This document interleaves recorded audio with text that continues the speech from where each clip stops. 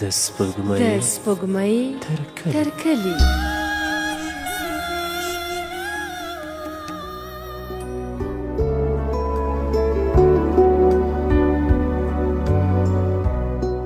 د سپوږمۍ تر کلي د خپرونې درنو اوریدونکو سلام. د قاتل نجلۍ په تیره برخه کې مو واوریدل چې کورنیو یې د مصطفی او عایشې واده په پټه وکړ او حکیم هم د واده تیاری نیول مینا سره. نو په دې برخه کې څه کیږي په ګډه وای سره واورو.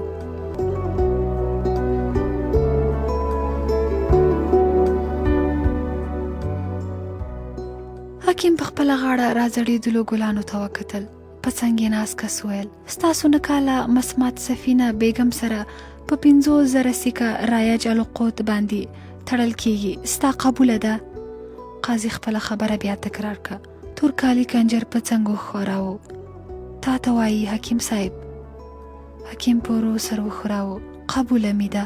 څو شېبې وروسته یې حکیم یوې لویې کوټې ته ننووست. حکیم په کوټه راځوړند انځورونو ته وکتل. بیرته یې سر ښکته کړ. د کوټې په یو بغل کې 2 پرتو تبلو ته یې پام سو. سترګې یې کلکې کړې. بیا یې ښي اړخ ته وکتل. پنډ پنډ پایزیبونه پر المارۍ راځوړېدل. حکیم حیران وکتل. تور کالي کنجر غږ کړ. څه ته حیرانېږې؟ مینا ډېره ښکلې نجلۍ ده. هغه اوس زموږ له یوه ډېر پخواني او ښه ګیراک سره ده، یعنې ملک صاحب یې بولو. هغه مخته لا بوکینګ کړی و، خو ډوډۍ به له تا سره خوري. ته تر هغو لږ آرام وکړه. سمه ده. کنجر ووت. حکیم شیبه ناست و. وروسته یې پر پالنګ سر ولګاوه، خو پرې غلبه وکړه. وخت تیر سو. سپوږمۍ تر لویې کړکۍ له ورایه ښکارېده. د پایزیبونو وړه شرنګا سوه. حکیم سترګې رڼې کړې. اړخ ته یې وکتل. د ولاړې نجلۍ پر سپینو پښو یې سترګې ونښتې. تنده یې سره وروز. سترګې په پنډو پایزیبونو کې خښې وې. ورو یې سر راپورته کړ. په ونه دنګه نجلۍ ولاړه وه. له سر تر پښو یې هغه تر واړه نظره تېره کړه. غټې سترګې، سرې کړې شونډې، تر سر وغاړکۍ، سپینې نازکې او نیولې جامې یې. د حکیم هوښ یووړ. دی لا هماغسې چورت وړی و چې ولاړې نجلۍ ښی لاس پورته کړ. په ناز یې وویل آداب. ستا پښې مې ولیدې، ډېرې ښکلې دي. دا لکټه په ځمکه مږدی، خوند نه کوي. ته؟ نجلۍ موسکه سوه. مینا یم. تاسې ولې راکېناستئ؟ همداسې به غځېدلې وئ نواب صاحب. بیا د حکیم تر څنګ پر پالم کېناسته. له خپلو پښو یې پنډ پایزیبونه خلاصول. حکیم وویل ګورئ، زما د مجبورۍ مطلب هیڅ وخت دا نه دی چې ته راباندې ټوکې وکړې. له دې خبرې سره حکیم په لاس کې نیولې قرقلي ټینګه ونیوله. مینا مخ ور واړاوه. تاسې ولې داسې سوچ وکړ چې زه به په تا رشخند وهم؟ خدای دې نه کړي. حکیم تندی ترېو کړ. ګمان نه کوم، یقین لرم په کومه لهجه چې ته خبرې کوې د هغې دلته څه کار، او هغه اوس هم چې تا زما د پښو په باره کې. مینا خلاص کړي پایزیبونه شاته وغورځول. داسې ښکاري چې ته پاکیزه نه ده کتلې. داسې ښکاري چې تا پاکیزه نه ده کتلی. که نه د ناراضګي پر ځای به د شاباسۍ راکاوه. حکیم ژر بیا کړ. دا بیا کومه صاحبه ده؟ مینا وویل کومه یوه صاحبه ماهبه نه ده، فلم دی. تا نه دی کتلی؟ حکیم سر وښوراوه. موږ فلمونه نه ګورو. مینا ساه واخیسته. په حیرانۍ یې ویل رښتیا؟ ما خو ویل چې تاسو به یې ډېر ګورئ، ځکه خو به هره خبره کې لکه د فلمي نوابانو غوندې تاسو توري کاروي. حکیم ژر بیا کړ. زموږ په ځای کې همداسې وایي. ته او زه لفظونو کارول بده خبره بولي، خو ستا داسې لهجه مالک په سوچ کې کوي. نجلۍ په سر شاته تللې جالۍ ټکر یې سم کړ.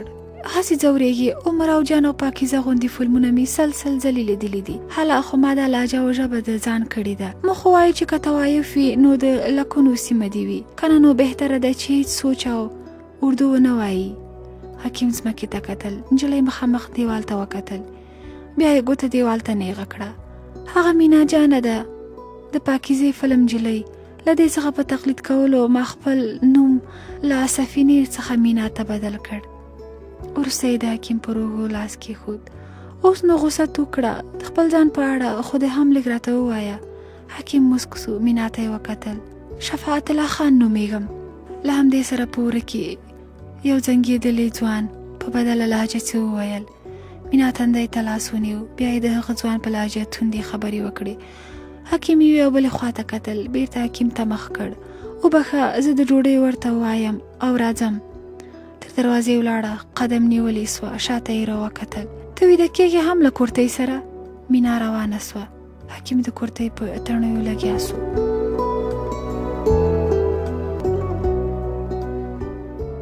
په ونو کې د مرغانو شور و. حکیم ساعت ته وکتل. 9 بجې وې. دروازه یې خلاصه کړه.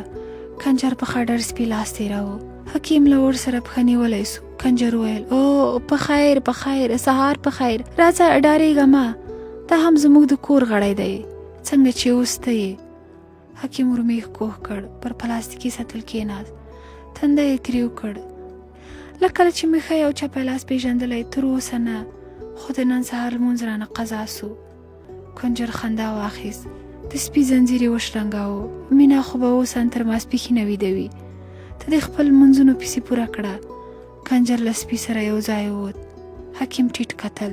نجلۍ له پاکټ څخه ګلاب جامن ور واخیست. خندنې سوه. حفصې خورې، د نن تاریخ در سره ولیکه چې پلانۍ ورځ مو دومره ډېر ګلاب جامن کور ته راغلي وو. او انیسې ورته هم لاس ور نه وړ. انیسې تور ویښته تر غوږ واړول. له ویرې مې اشتها سوځېدلې ده. زینب چې دیوال ته شا ګرځولې وه، ورو یې وویل. تر ویرې ورهاخوا خو هم لږ فکر وکړئ چې یو څوک خو به لا ارامه ژوند ولري. مخامخ ناستې پخې ښځې ناهیلې غږ وکړ. لورې، دلته چې کوم قیامت راتلونکی دی هغه به.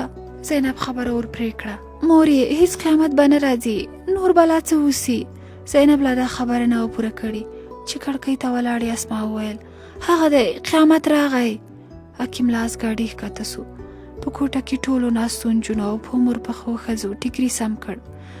شیبه وروسته حکیم د ټولو مخ ته ولاړو. هغه ټولو تر نظر تیر کړ. دوی ټولو یو بل ته وکتل. ښځې په خوله لاس ونیو. حکیم لیک موسک سو. بیرته یې تندی تریو کړ. دا سلام ادب لکه په کور کې چې ختم سوی وي. ټولو په یو وار ویرېدلي غږ وویل سلام علیکم پلاره. حکیم لا هماغسې په وره کې ولاړو. زینب له کړ څخه راپورته سوه. د هغو خواته ورغله. د دواړو ترمنځ کابو متر واټن و. حکیم ورته په ځیر کتل. تورې ږیرې ته وکتل. په زحمت یې خبرې ته خوله جوړه کړه. ابا، ته ماته ووایه چې زه تا ته ډنډه راوړم او یا که د خاورو تیل او یا هم اورلګیت. حکیم پوښتنې ته خوله جوړوله چې زینب پسې زیاته کړه. ځکه چې ما یو ډېره لویه ګستاخي کړې، خو په ډېر فکر او سوچ سره مې کړې، او د هغه لپاره که ته ماته هره سزا راکوې زه یې په سر سترګو منم. د حکیم لاس ورږدېده. بیا دې څه بد کړي دي؟ په ناستو کې د پاخه عمر مېرمنې ژر ساه اخیسته. په څنګ ولاړې لور یې لاس ټینګ نیولی و. زینب وویل ځکه چې ما نه غوښتل ته له عایشې سره هغه څه وکړې څه چې له ما سره وسول. له دې خاطره ما مور مجبوره کړه او عایشه مې له مصطفی سره رخصت کړه. حکیم لویه چیغه وکړه خرې حرامونې. تر څټې ونیوله. مخامخ یې ټېله کړه. پر دیوار راځوړل آینه یې زرې زرې سوه. ټول کور ژړا واخیست. په عمر پخې ښځې حکیم تر ونیو. د زینب له پوزې او تندې وینې روانې وې.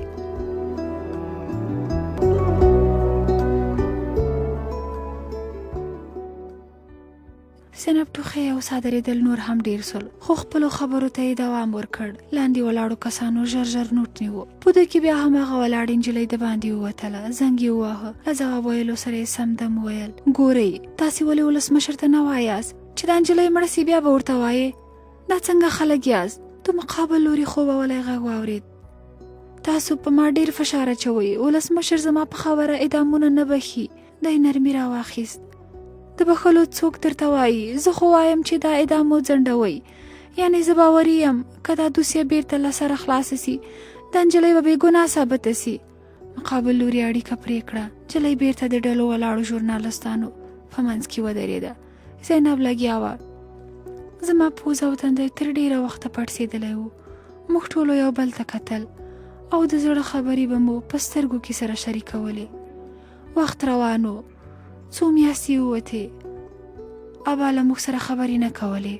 حکیم به یو ځل د چت پورته کوټې ته کتل. ګورئ، داسې یې ولولئ.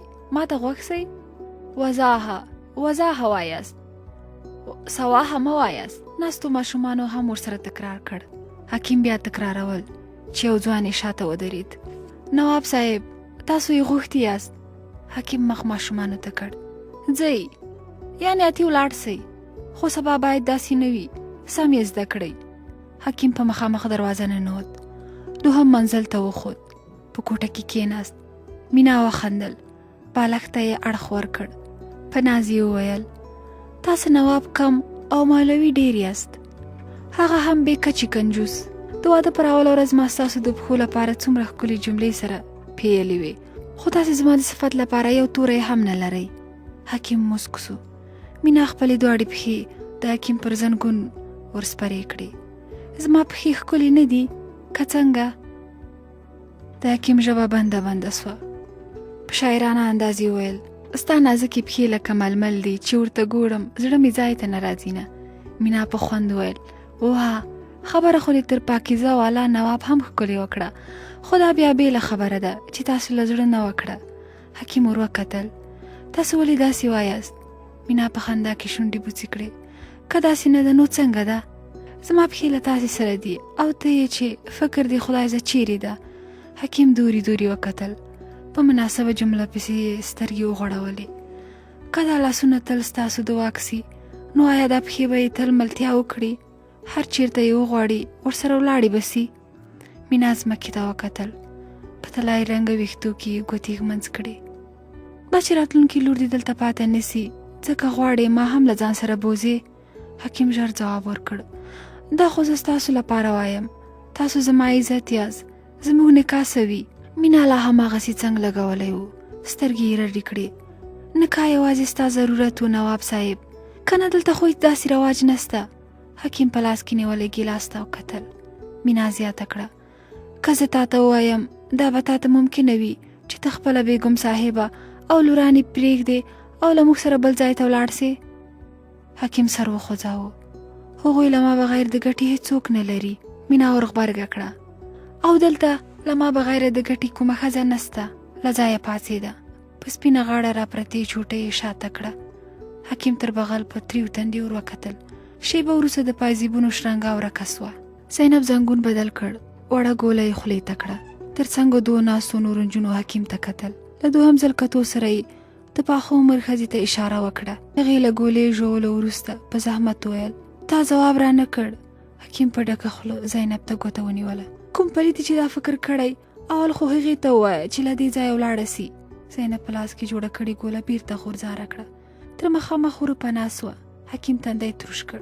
خبردار که یوې لا هم له دې کوره د باندې د قدم ایښودلو خبره کړې وه. ناستو نجونو په وېرېدلي انداز سره وښوراوه. حکیم خپلې ښځې ته وکتل. کار به کړې؟ څه کار به کړې؟ په کوم دفتر کې به مشره مقرره سې؟ خپل کلینیک به خلاص کړې او یا که به پارلمان کې وکیله سې؟ ووایه تا ته وایم. یا پوښتنه وکړه له هغې خرافې څخه هغه په دوی باندې څه غواړي وکړي. بې سواده نجونې چې بازار ته وځي نو پوهېږي څه به کوي. لږ عقل دې سته؟ ما د کنجرانو کور ته تګ شروع کړی دی. کنجر شوی لا نه یم چې په نجونو کار وکړم. وادې اورېدل ها؟ ټول غلي ول. حکیم ولاړ سو. د دروازې په خوله کې یې پښه ونیوله. زینب د حکیم لاس ونیو. ژړغونې سوه. ابا موږ خو غوښتل له تا سره مرسته وکړو چې ته څومره یوازې سوی یې. ابا داسې به څنګه زموږ د کور حالات سمیږي؟ حکیم لاس ترې کش کړ. د حالاتو سمولو لپاره خو مې زوی غوښت. راغلی تاسې ټولې شیشه کې هغه هم درزن په درزن. او دا کتار چا ولګاو؟ موږ خو ضد نه و کړی چې پیدا سو. له 2-3 وروسته به دې صبر کړی و. کتار دې په خپله جوړ کړ او نوم دې الله پرې وهې. حکیم لاس پورته کړ. جلۍ پر دیوال پسې سریښ سوه. سر یې ښوراوه. په لاندې تللو زینو کې روانه سوه. زینب په ژړا کې سوړه سویلی وکیښ. د کړکۍ په ژۍ ناست سړي وویل حکیم صاحب څه خبره ده؟ هر وخت چې په جومات کې وینم ډېر خواشینی او پریشانه ښکارېږي. حکیم سړه ساه واخیسته. ورو یې خپله پښه راټوله کړه. یوې لور مې ډېر پریشانه کړی یم. بیخي ملحدانه فکرونه یې پیدا کړي دي. له دې خبرې سره په محراب کې ناست امام او نور تر څنګ ور وکتل. حکیم سر وخوځاوه. په دین کې نقدې راکاږي، په حدیثو پوښتنې راپورته کوي. امام سترګې رډې کړې. استغفر الله دا ته څه وایې حکیم صاحب؟ حکیم ښکته وکتل. سم وایم د هغې په سترګو کې بغاوت دی. ژبه یې له زهرو ډکه ده. ټول سوچ واخیستل. حکیم وویل زه ډارېږم چې یا خو به هغه له منځه ولاړه سي یا به زه مړ سم. له دې ټکي سره ټولو یو بل ته سر وخوځاوه. زینب لا خپله کیسه کوله. د کمرې شاته ولاړ نجلۍ کمرمین ته ور په غوږ سوه او بیا ووته. د موبایل تڼۍ یې کېکاږلې. څنګه سو؟ د مقابل لوري له جواب سره یې په غوسه زیاته کړه. ګوره اصلي خبره دا ده چې ته له ولسمشره ویرېږې. مرګ در باندې راځي چې هغه په دې وخت کې راکېنوې. خو شرارت صاحب زه به تاسو ته دومره ووایم چې که تا هغه راپورته نه کړ نو زه به په خپله ټلیفون کې دومره شور وکړم. سړي خبره ور پرې کړه. ته ما ته اخطار راکوې؟ نجلۍ سترګې برندې کړې. هو درکوم یې اخطارونه.